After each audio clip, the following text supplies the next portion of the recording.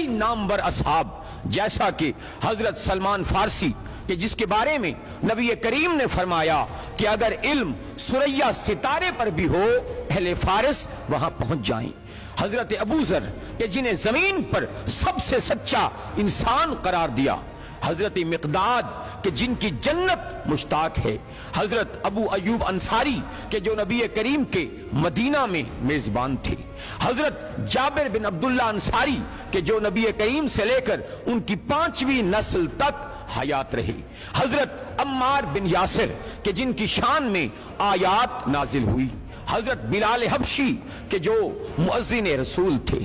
تاریخ ان کے بارے میں مکمل خاموش نظر آتی ہے۔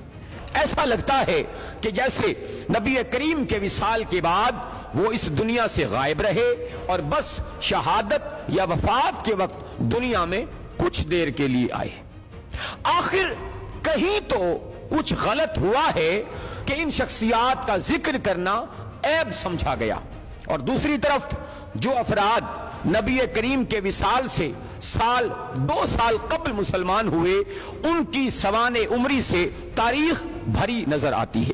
نبی کریم کے وصال کے بعد ایسا کیا ہوا کہ ان کی آل اور بہت سے اصحاب کو تاریخ نے مکمل نظر انداز کر دیا؟ کہاں کچھ غلط ہوا کہ نبی کریم کے وصال کے بعد ان کی آل کے کسی بھی فرد کی طبعی وفات نہ ہوئی؟ تمام قتل ہوئے، اور قاتل بھی وہ کہ جو ان کے جد کا کلمہ پڑھتے نہیں تھکتے تھے۔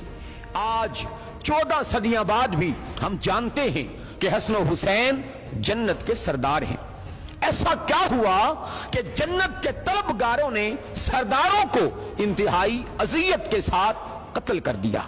مورخ نے آخر ان تمام ہستیوں کو اتنا غیر اہم کیسے سمجھا کہ تاریخ اسلام میں ان کا حصہ ایک صحابی جتنا بھی نہیں رکھا؟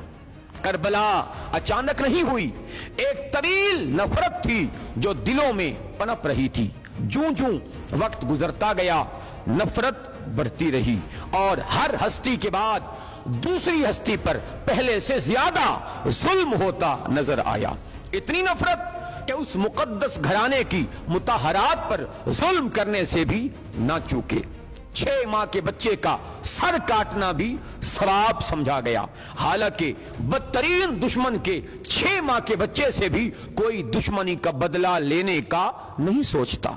امت نے تو آل رسول پر ظلم کیا ہی تھا، مگر مورخین نے ان سے کہیں زیادہ ظلم کیا کہ جن کے فضائل تھے انہیں چھپایا، جبکہ ان کے دشمنوں کے فضائل سے کتابیں سیاہ کی۔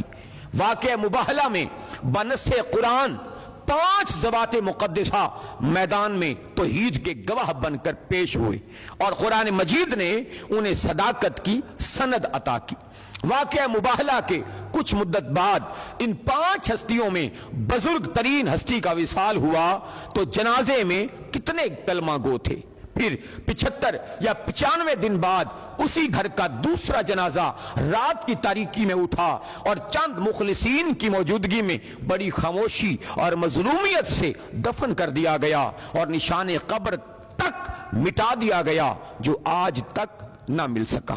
پھر اسی گھرانے کا تیسرا جنازہ 40 ہجری میں کوفہ سے آدھی رات کے وقت اٹھا، اور پشت کوفہ ریت کے ٹیلوں کے درمیان خاموشی سے دفن کر دیا گیا، اور مدتوں قبر کا نشان نامعلوم رہا۔